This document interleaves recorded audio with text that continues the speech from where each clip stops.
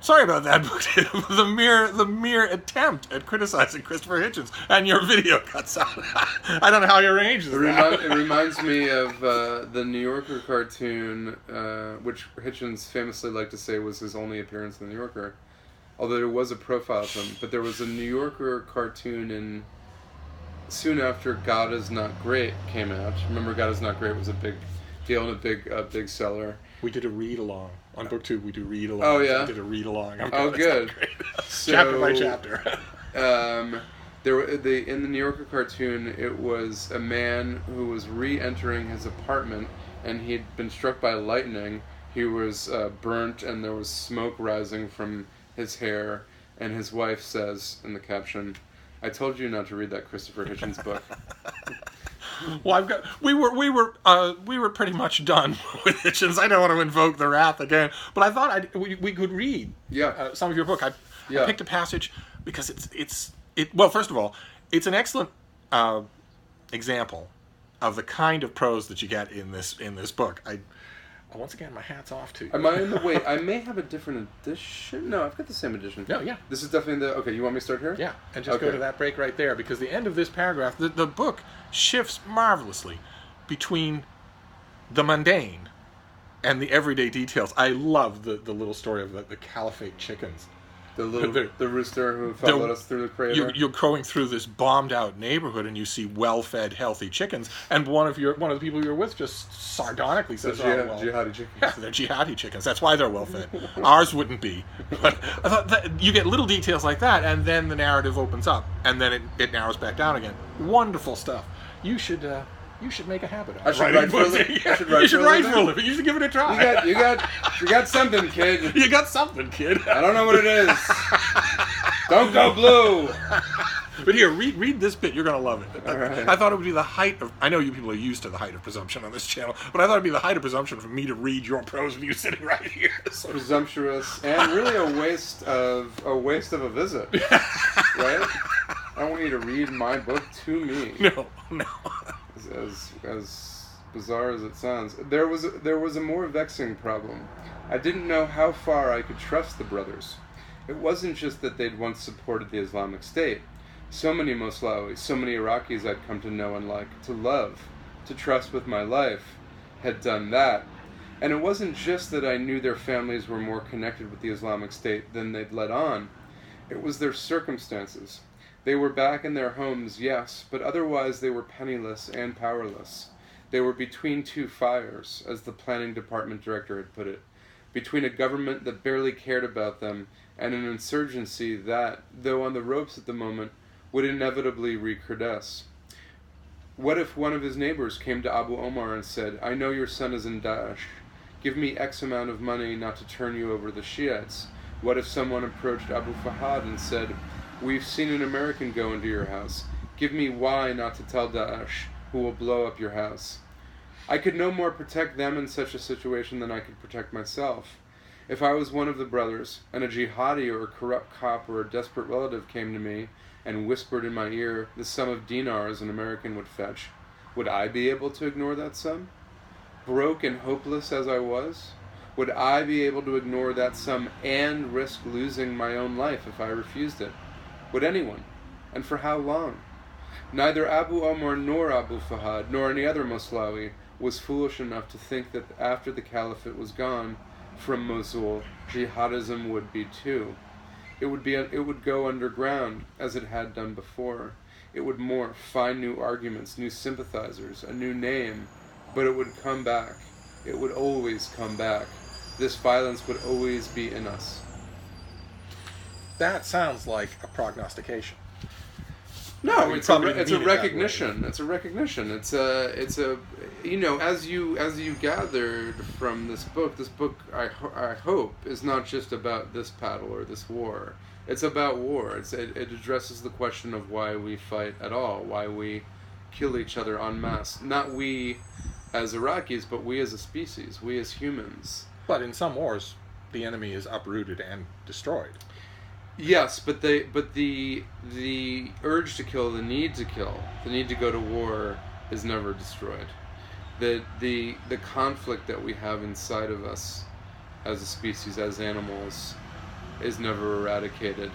And in places where war goes on, one war after another, generation after generation, the damage that war does to the psyche, personal and collective psyche, the psychological damage that war does, the changes it affects in people, those changes don't disappear with the passing of a generation, nor with the dying of an individual combatant. Those changes and those traumas persist for generations and centuries. I was just in the southern United States, in Virginia, reporting on an article about the persistence of the lost cause sentiment, and the importance in Southern thinking, much Southern thinking, of the Civil War. And 150 years later, the degree to which the Civil War, or the War of Northern Aggression, as many Virginians like to call it, the degree to which it still shapes their thinking, still shapes their collective and personal mythologies, still entirely colors how they think of America, and frankly their hatred for the country, aside, that is, from the former Confederacy. This, 150 years later, as though the war had ended a week ago. Mm-hmm. Now imagine living in a place like Iraq, where there's been more or less constant war for 2 generations since Saddam invaded Iran, and a part of the world where, in many ways, holy war began.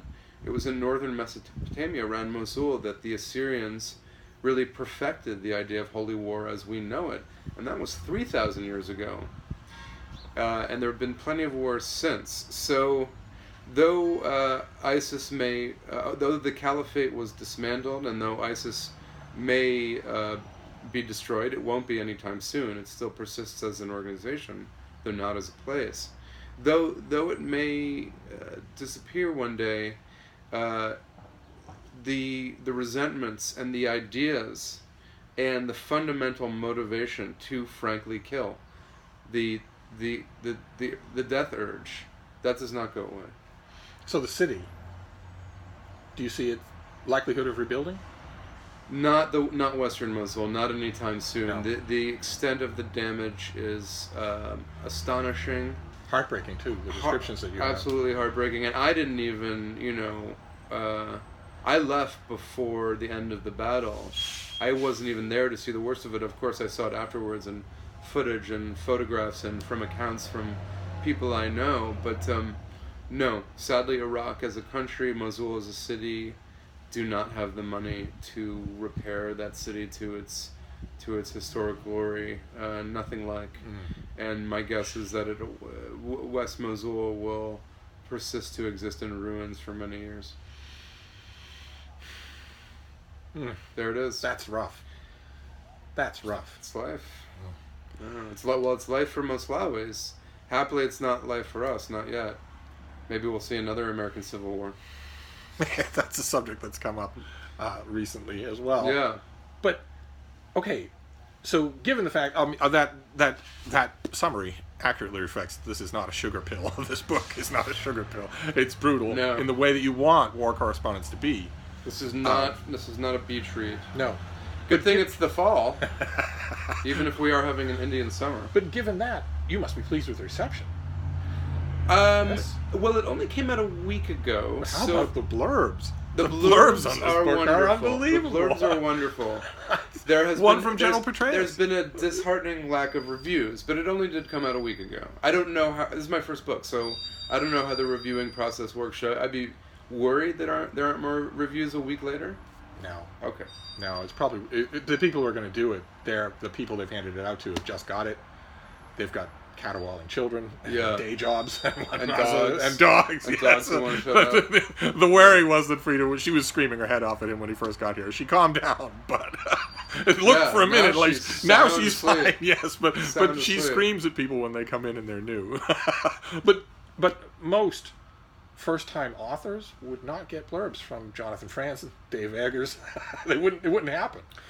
This is pretty impressive for the back of a book. That may be true. I don't know. I assume they were responding to the quality, because with the exception of John, I don't know any of these people.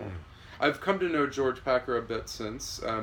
He very graciously agreed to appear with me on the night of the book launch in a bookstore in Brooklyn. He's been through the mill himself. You mean with the recent Atlantic article? Our Man.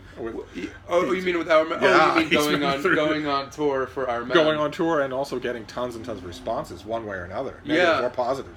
Well, Our Man is a terrific book, and I loved it. I didn't see any negative reviews of it. Whether or not, I mean, yes.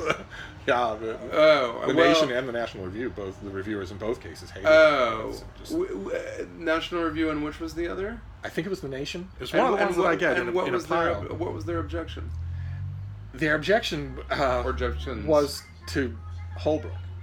Well, okay. You're going to get that. Well, right? then that's not an indictment of the book. Right. It's not an indictment of the book, but it's not anything you can pull a quote from either. Okay, right. And I'm wondering if you're... That's like objecting to a biography of Hitler. Right. I didn't like the guy. Don't write about him. This season you're getting that with the big new biography of Susan Sontag, who has plenty of enemies and plenty of friends. Right. And they're ignoring the book in order to air whether or not they're a friend. Right. Well, that always happens, doesn't it? But what about this? We were talking during the horrific Hitchens break. we were talking about whether or not you're getting partisan reaction from the book. Not yet. Not yet. In fact, among the radio shows and radio hosts and podcasters who've been interested in interviewing me, much more interest from the quote-unquote conservative people, Dennis Prager, no kidding, Eric Metexas. Why do you suppose that is? I think that they think the book deals with questions of good and evil, which it may do to some readers. That wasn't in my mind, but perhaps it does address that matters for some readers. It addresses it on a lot more complex level than they usually do. I don't know that they'd even recognize it. I mean, I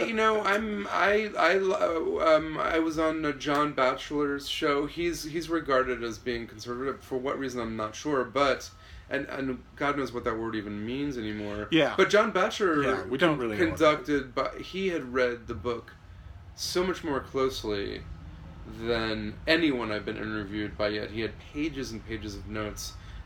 He remembered dates and characters' names and the names of the Assyrian kings I talk about.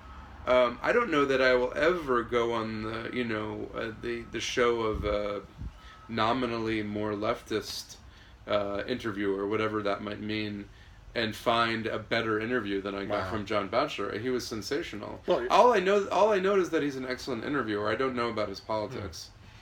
I don't care. Right. I want to talk about the book with people and about Iraq and about America's place in the world. And if they have informed opinions on that and want to speak in good faith, then I don't care who they vote for. A wise position for a book's author to take. And it should be the only position. It should be the only position. Yes. Yes. I couldn't help but notice. Far be it from me to say that people should adopt my position, but in this case, yes. Well, at least you've been there. To Iraq, you mean? Yeah. Yeah. At least you've been on the ground talking. Or to people so I claim in the book. Lives have been ruined. Yeah. Lives have been just destroyed. Yeah. Well, I can't listen to anyone of any political persuasion drone on about, say, Iraq, if they've never been there, much less met an Iraqi. Of course, they have every right to, but I don't need to. I don't need to listen to it. Yes. I feel that way about everything I write about. When I write about a place, I go to the place, and I tend to spend a lot of time there. And when people who've never been to the place want to tell me about it, which happens very commonly, the first thing I ask is, "Have you been there?" And if they haven't, then I say, "Then why do you think you can't talk about it?" That objection does not. That objection is not as well received as you might think it might be, or not. You wouldn't think it'd be well received.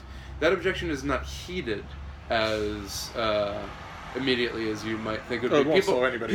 People don't think that they need to know anything about a subject in order to talk about the subject. No, no. But the note at the end of the book seems to be that you don't think you'll ever go back. What gave you that impression?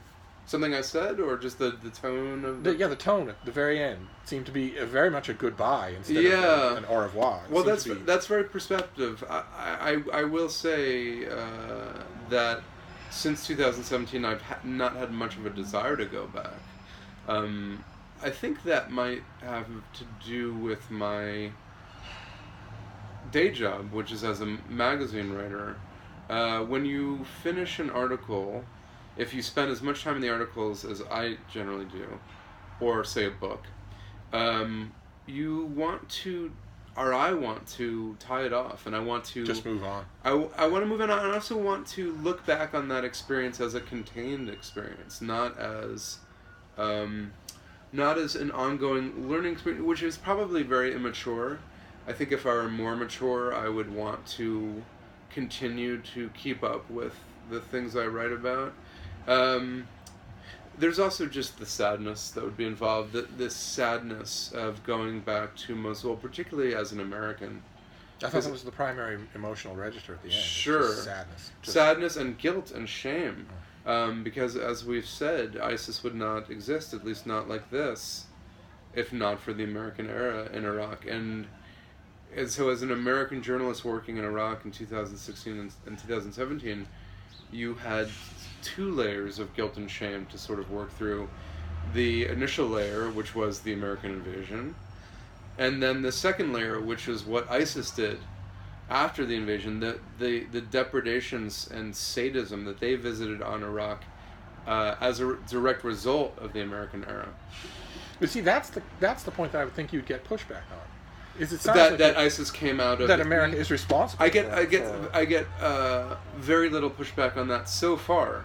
Mind you, I've been talking at places that are pretty simpaticos so far. Right. Like, I've talked at I went to go speak to people at Princeton University, people convened by Professor Bernard Haeckel, who studies jihadism, and I spoke at Georgetown Law and at Harvard and at Tufts.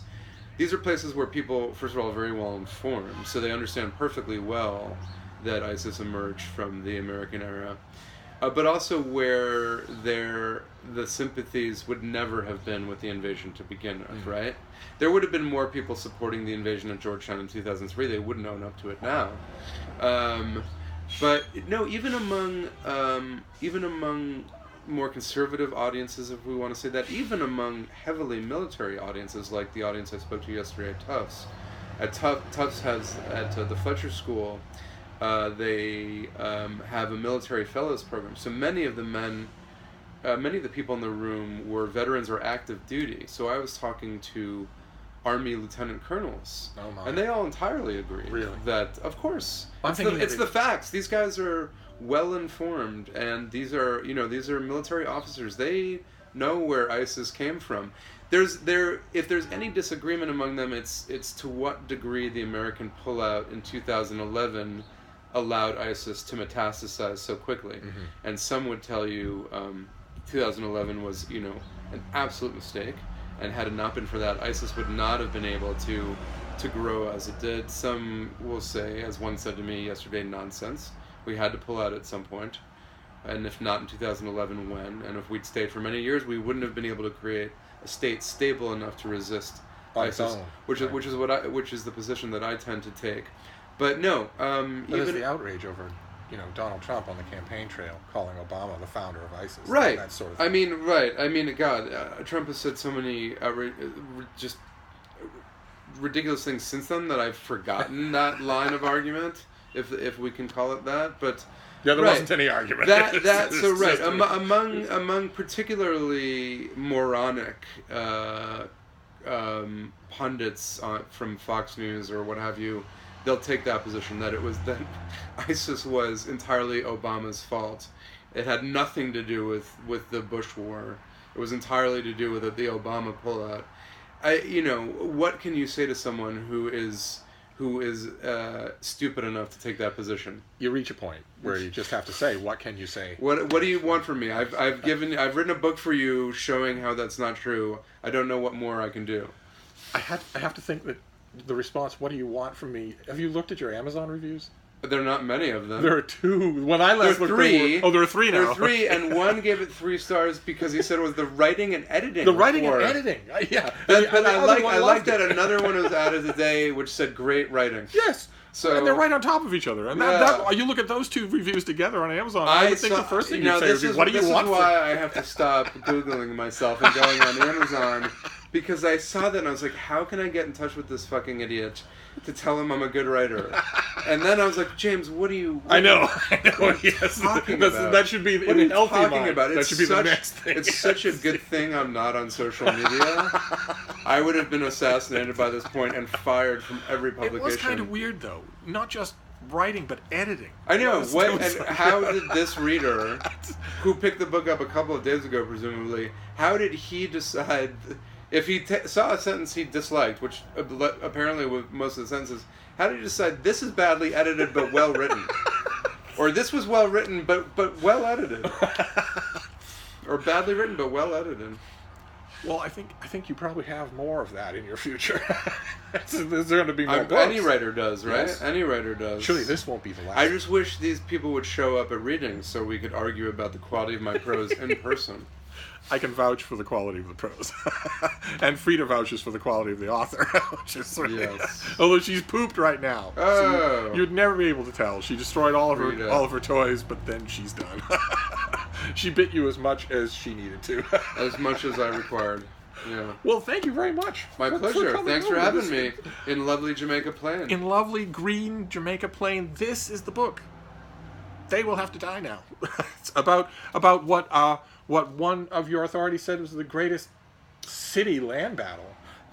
What the Pentagon called the most significant urban combat since World War II. Since World War II. In the Pentagon's typically muddled, understating language. Yeah. And you were there. He was there on the ground. Talked to these people. It certainly felt big. Said that. It was big. Right. And there are no other street by street, block by block chronicles. Right. Of Mosul? Yeah. Not yet. I mean, there's been reportage, but books, not that I know of, not in English that I know of. Oh. Well, there you go. So now you have another book to add to your TBRs. Only this time it's not just me. This time it's both of us adding this book to your TBRs. Well, we're going to wrap it up here then before we have another interruption. Thank you, Steve. It's my pleasure. I'm going to go pet your dog. Yes. Now that it's safe to do that, petting her before was like, don't look at her. But I'm going to wrap this up for now. This will be in 2 parts. He was very optimistically saying, it'll be easy peasy to edit these 2 pieces together. I don't know what I'm doing. So I will put these 2 parts together for your enjoyment. So I'm going to wrap this up for now. Let me know what you thought, and I'll leave a link to the book on both of the videos. So I'll see you soon. Thank you, BookTube.